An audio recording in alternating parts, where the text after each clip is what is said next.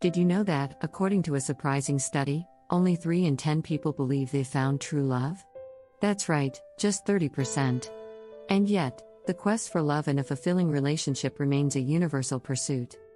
But what makes a relationship truly stand the test of time? Is it luck, magic, or something we can actually cultivate and grow? Spoiler alert, it's not about finding a perfect person. It's about building something perfect together, piece by piece. In this journey, we're going to uncover the 6 essential elements every relationship needs to thrive: trust, communication, respect, empathy, compromise, and support. These aren't just fancy words, they're the bricks and mortar of love. With surprising facts, practical strategies, and real-life examples, we'll show you how these elements can transform your relationship from the ground up. So, if you're among the 70% still searching for true love, or if you're looking to strengthen the bond you already share with your partner, you're in the right place. Let's build something beautiful together. Chapter 1: Trust. Imagine your relationship as a house. Trust is the foundation of that house. Without a solid foundation, the house can't stand tall. It's like when you tell a friend a secret, expecting they won't share it. That's trust in action.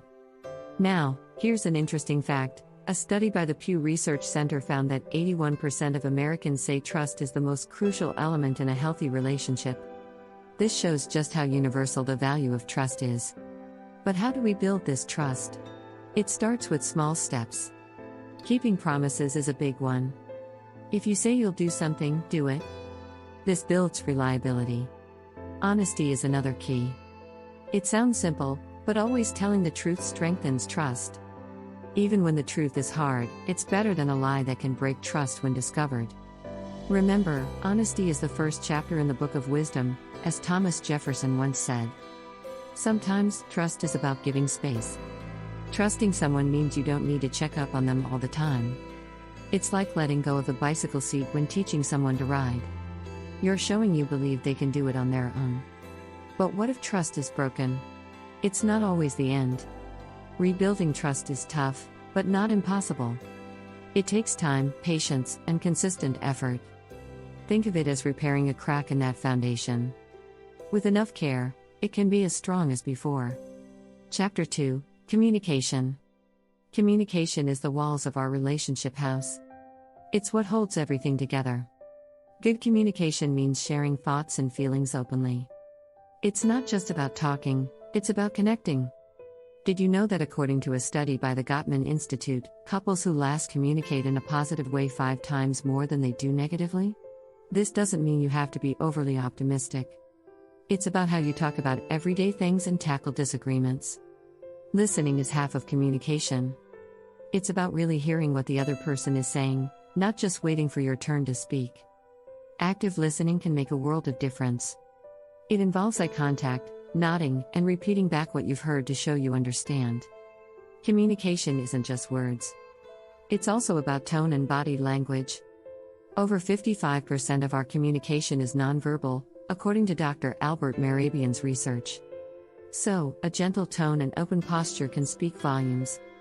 When disagreements arise, and they will, it's crucial to keep communication respectful. Use I statements, like I feel or I think, instead of blaming. This can help prevent conflicts from escalating. Remember, it's not about winning an argument, it's about understanding each other. Effective communication also means tackling problems together. Instead of avoiding difficult conversations, approach them as a team. This builds a stronger bond. As George Bernard Shaw said, the single biggest problem in communication is the illusion that it has taken place. Make sure you're not just talking but connecting. Chapter 3: Respect. Respect is like the roof of our relationship house. It protects and shelters the bond you share. Think of respect as recognizing the value in someone else, even when you disagree. It's about seeing the person, not just their opinions. A fascinating piece of research from the University of Michigan found that mutual respect is crucial for the longevity of relationships. It's the respect that helps couples weather storms together. So, how do we show respect? It starts with listening. Really listening. Not just nodding along but engaging with what the other person says. Respect also means appreciating differences. Imagine how boring the world would be if we all thought the same way. Celebrate what makes each other unique. This diversity is what adds color to our relationships. Setting boundaries is another form of respect. It's like saying, I value your space, and I have mine. Boundaries aren't walls to keep people out, they're gates that allow us to interact healthily. As poet and civil rights activist Maya Angelou famously said, respect is a passport everywhere. Apologies play a big role in respect. Admitting when you're wrong isn't a sign of weakness, it's a badge of honor. It shows you value the relationship more than your ego. A sincere I'm sorry can repair and reinforce the respect in your bond. Chapter 4: Empathy. Empathy is the windows of our relationship house. It lets us see into each other's worlds. It's feeling with someone, not just for them. Did you know empathy can actually be seen in brain scans? When we empathize, the same regions light up as if we were experiencing those emotions ourselves. Empathy is about understanding, not fixing. Sometimes, people just need to be heard, not offered a solution. It's like sitting with someone in the dark, not necessarily turning on the light. This presence can be incredibly comforting. One way to cultivate empathy is through active imagination. Try to picture what the other person is going through. Imagine their feelings as if they were your own. This mental exercise can deepen your understanding and connection. Asking questions is a powerful empathy tool. It shows you're interested in their perspective. But, the key is to ask without judgment. Be curious, not critical. This opens up a safe space for sharing and connecting. Empathy also means recognizing our shared humanity. We all have struggles, fears, and dreams. Recognizing this can bridge the gap between us, making us feel less alone. As the Dalai Lama once said, empathy is the most precious human quality. Chapter 5: Compromise. Compromise is the door to our relationship house. It's how we let each other in. It's not about losing, it's about finding a solution that everyone can live with. Here's a thought: couples who master the art of compromise tend to have longer, happier relationships. This isn't just speculation. Studies show that flexibility and willingness to adapt are key markers of relationship satisfaction. One strategy for effective compromise is to prioritize. Ask yourself, is this really important to me, or can I let it go for the sake of harmony? Sometimes, the answer might surprise you. Remember, choosing your battles wisely leaves room for peace. Listening is as crucial here as it is in communication.